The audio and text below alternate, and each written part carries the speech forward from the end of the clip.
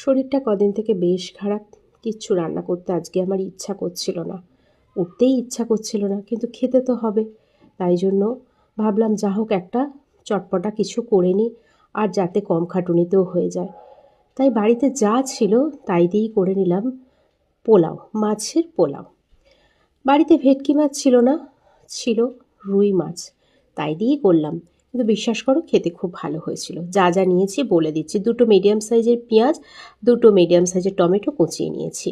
Frozen আমার কড়াইশুঁটি, গাজর, ফুলকপি, বিনস ছিল, সেটা নিয়ে নিয়েছি কিছুটা। আলু কুচিয়ে নিয়েছি দুটো বড় মিডিয়াম সাইজের। একটু গোটা গরম মশলা নিয়েছি থেতো করে। আর যেটা চাল নিয়েছি এই কাপের 1 কাপ, সেই জন্য 2 কাপ জল নিয়েছি। আর আদা, রসুন আর কাঁচা লঙ্কা একটু থেতো করে নিয়েছি। মাছটা নুন হলুদ মাখিয়ে প্রথমেই তেল গরম করে কড়াইতে ভেজে নিয়েছি বেশ ভালো করে।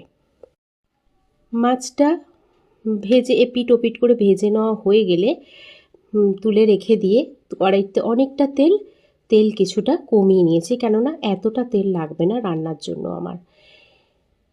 এরপর এই তেলেতেই আমি দিয়ে দিয়েছি পেঁয়াজ কুচিটা। ঠিক মিডিয়াম সাইজের দুটো পেঁয়াজ কুচিয়ে নিয়েছিলাম। পেঁয়াজ কুচিটা একটু নাড়াচাড়া করে একটু একটু যখন নরম নরম মনে হচ্ছে, এর মধ্যে দিয়ে দিয়েছি আদা, রসুন আর কাঁচা লঙ্কা থেঁতো করে রেখেছিলাম, বাটিনি কিন্তু, জাস্ট থেঁতো করেছিলাম সেইটা। নিয়ে একটু মেলাতেই দেখলাম খুব সুন্দর গন্ধ ছাড়ছে। এটা কিন্তু আজ আমি প্রথমবারই করলাম, বিশ্বাস করো এর আগে কখনো করিনি। এরপর দিয়ে দিলাম টমেটোটা।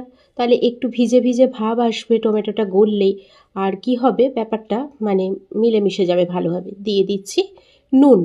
নুন কিন্তু আমি একবারই দিয়েছি, পরেও দেওয়া যায় কিন্তু আমি আর দিইনি। আর দিয়ে দিচ্ছি হলুদ, মানে একেবারে পরিমাণ মতো সব কিছু যাতে হয়ে যায়। দিয়ে দিয়েছি কুচোনো আলুটা, কারণ হচ্ছে আলুটা আগে দিলাম, আলুটা তো শক্ত আমার, একদম ফ্রেশ ছিল। আর এই কড়াইশুঁটি, বিনস, গাজর, এটা আমার ফ্রোজেন ফ্রিজে 12 মাসই থাকে। মানে টুকটাক চটপট কিছু রান্নার দরকার পড়লে আমি এটা করে নিতে পারি বার করে নিয়ে।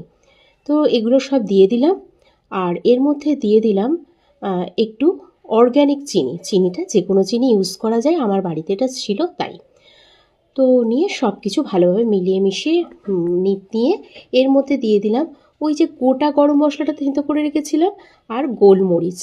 তারপরে দিয়ে দিলাম চাল, মানে চালটা আগের থেকে বাসমতি চালটা ধুয়ে রেখেছিলাম। ঠিক ওই যে বড় কাপগুলো দেখলে ওই বড় কাপের 1 কাপ। আর সেই কারণে 1 কাপ চাল মানে 2 কাপ জল। এর মধ্যে বলি, ওই যে গোটা গরম মশলাগুলো ছিল তাতে ছিল